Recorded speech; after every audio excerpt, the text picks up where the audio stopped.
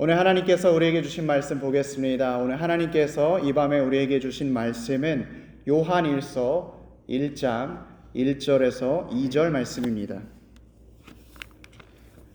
요한일서 1장 1절에서 2절 말씀.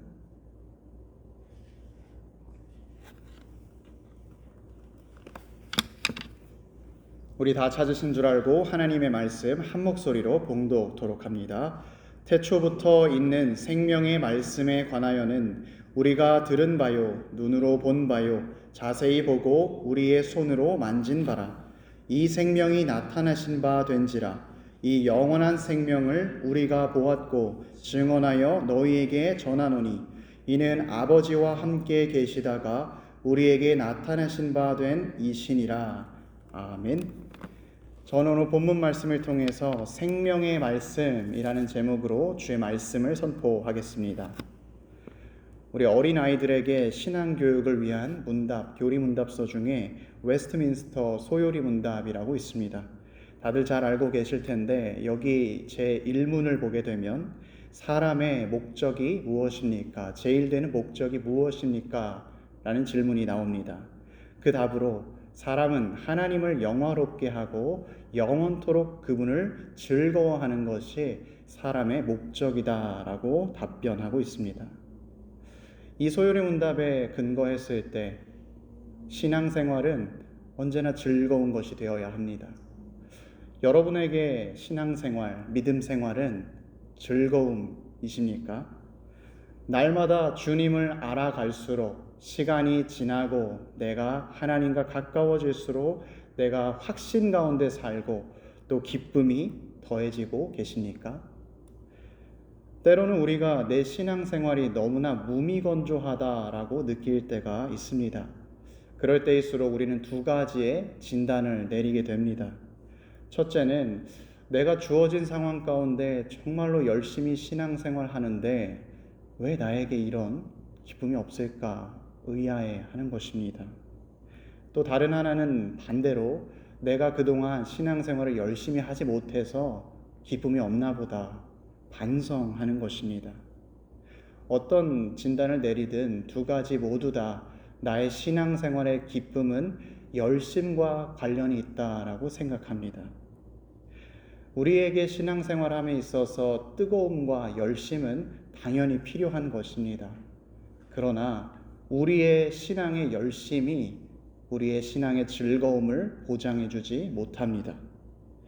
우리가 열심보다 더 먼저 점검해야 할 질문이 있습니다. 내가 하나님을 아는가? 라는 질문입니다. 아마 앉아 계신 분들은 너무나 웃긴 질문이라고 생각하실 것입니다. 내가 지금 교회에서 신앙생활한 지 몇 년째인데 하나님을 당연히 알고 있지, 이렇게 생각하실 것입니다. 그러나 불신자들만 하나님을 모르는 게 아닙니다. 신자들도 하나님을 모릅니다. 정확하게는 하나님을 오해합니다. 내가 원하는 하나님으로, 믿고 싶은 하나님으로 생각합니다. 나의 삶의 목적 때문에 비롯된 하나님, 또 내가 이해한 대로 알고 있는 하나님, 나의 체험으로만 제한되어 있는 하나님을 믿으며 살아갑니다. 마치 눈이 보이지 않는 분이 코끼리를 만지고 자기가 확신 가운데 자신의 부분적이고 왜곡된 부분을 하나님으로 이해하는 것과 같습니다.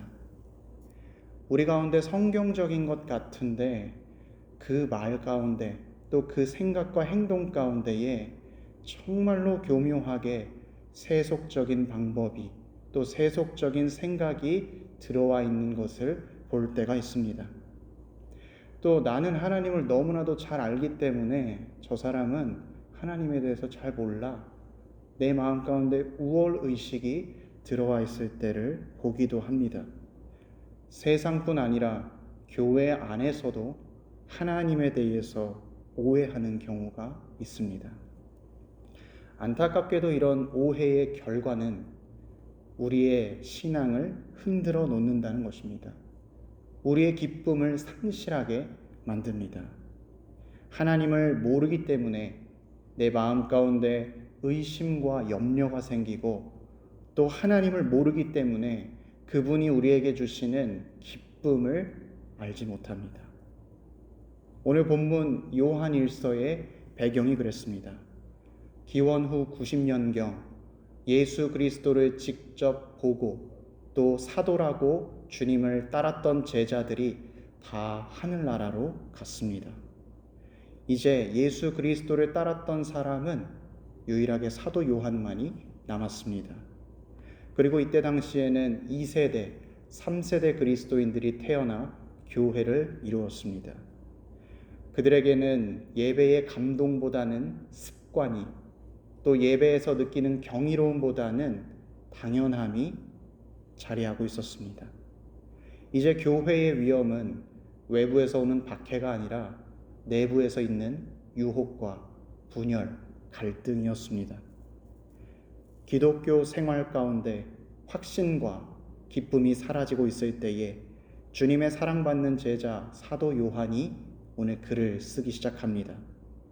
그는 과거에 불같은 청년이었으나 이제 나이가 지긋하게 되어 장로와 같은 마음으로 자녀들에게 이야기하듯 말합니다. 사람들이 교회를 떠나가고 있는데 우리는 어떻게 해야 하는가?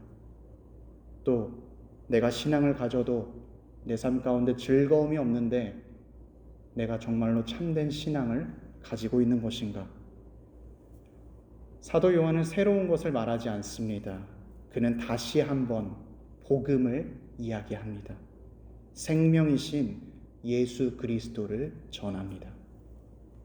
말씀에서 예수 그리스도를 누구라고 했는지, 말씀에서 예수 그리스도께서 무슨 일을 하셨는지를 이 요한 1서를 통해 이야기하고 우리에게 가르쳐 줍니다. 요한은 그의 복음서에서 유일하신 참 하나님과 그가 보내신 자 예수 그리스도를 아는 것이 영생이다라고 말했습니다. 주님을 안다라고 하는 것은 어떤 증명을 통해서 납득되거나 개념적으로 하나님께서 누구시다 이것을 아는 것과는 다릅니다.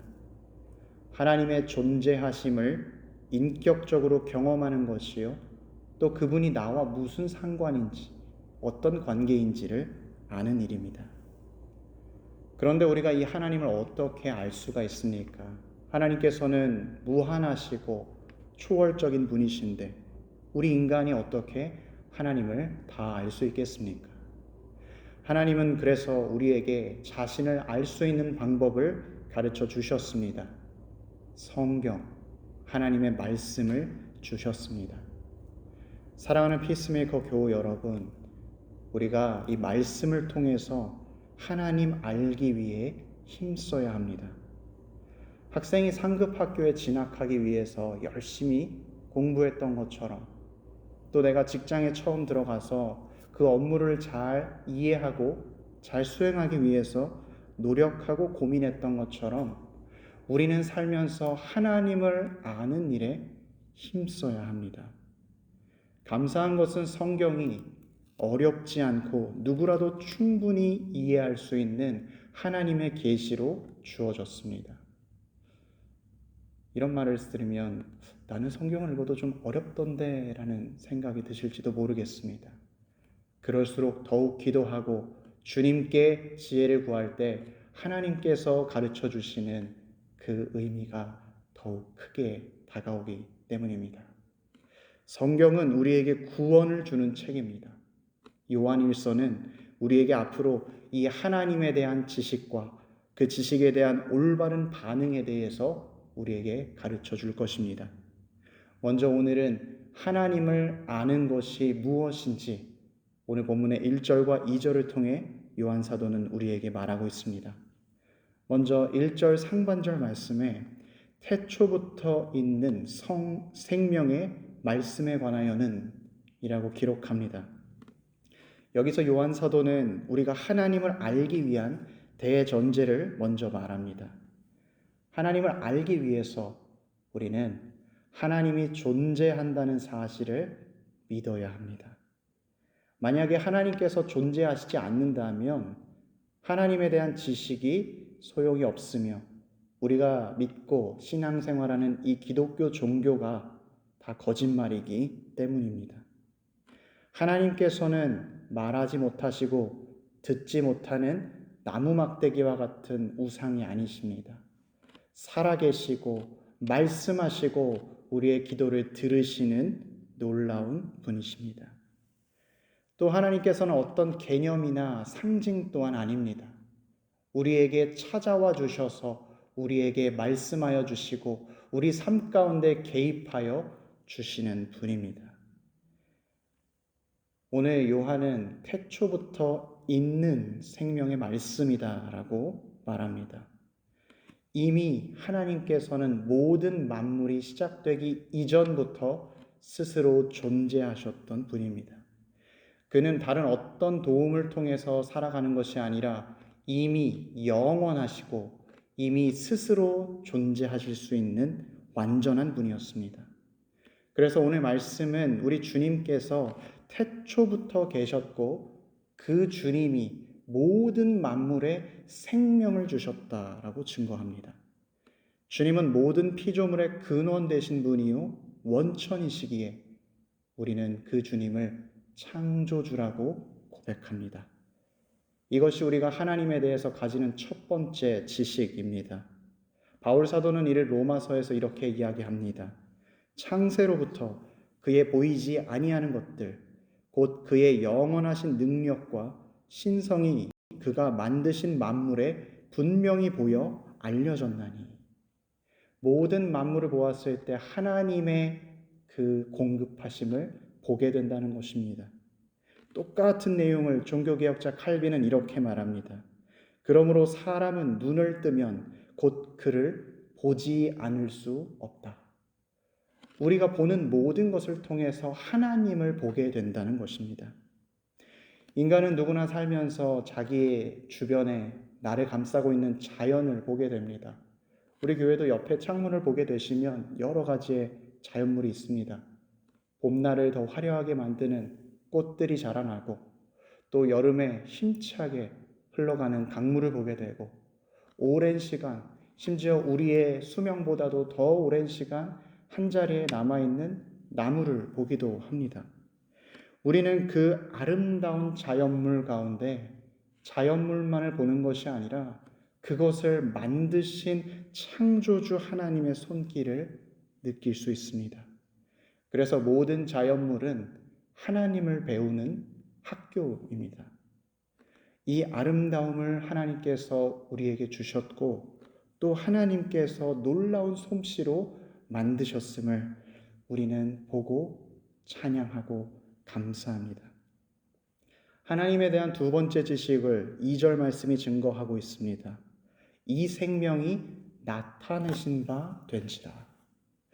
하나님은 피조물과 달리 모든 것보다 초월해 계신 창조주이심과 동시에 이 땅에 오셔서 우리를 다스리시고 우리 가운데 함께 하시는 섭리주이십니다.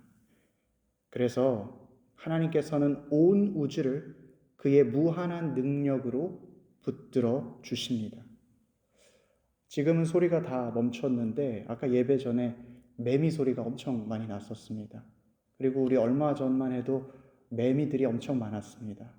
그 매미의 숫자가 기사를 보니까 5조 마리라고 했습니다. 5억 마리도 아니고 5조 마리. 그런데 그런 매미들을 굶기지 않으시고 다 양육하시는 분이 우리 하나님이십니다. 우리 하나님께서는 공중 나는 새도 먹이시고 들에 있는 백합화도 입히시는 능력의 하나님입니다. 우리는 매미를 볼 때마다 징그럽고 시끄럽다라고 생각할 것이 아니라 우리 하나님의 무한하신 능력으로 이 자연물을 만들어 가시고 다스려 가시는구나, 이것을 보게 됩니다.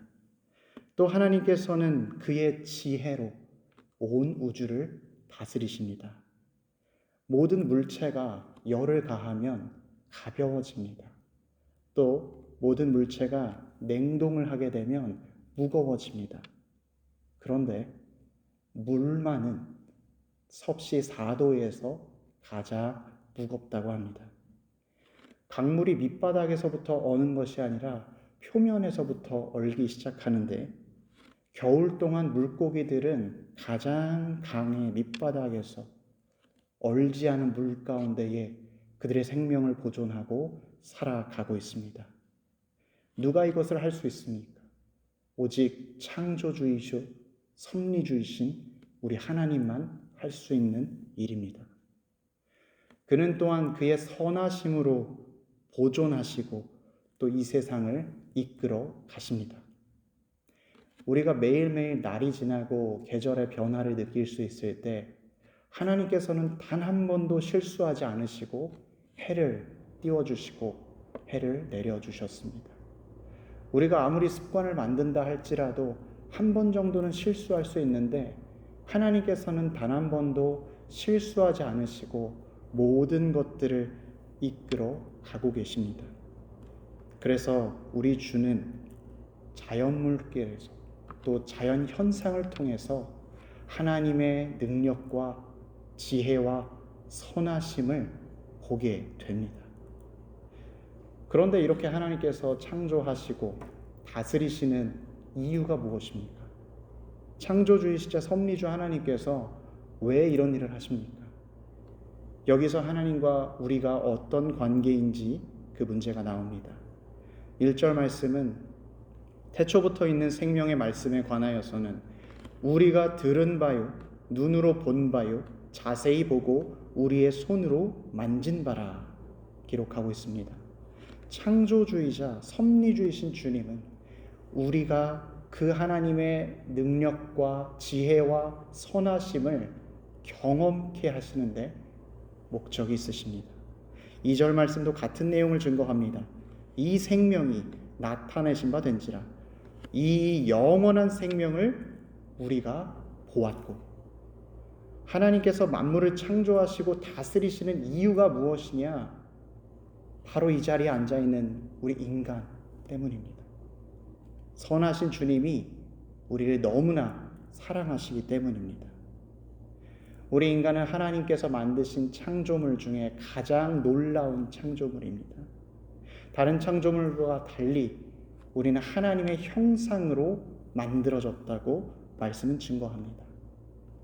다른 동물과 또 새들이 노래하고 지저귀고 울부짖는 것도 하나님을 찬양하는 것으로 볼 수 있지만, 우리 인간이 하나님께 찬양하는 것, 우리 인간이 하나님께 기도할 수 있는 것, 이것이 가능한 이유는 우리 가운데 하나님의 형상이 있기 때문입니다.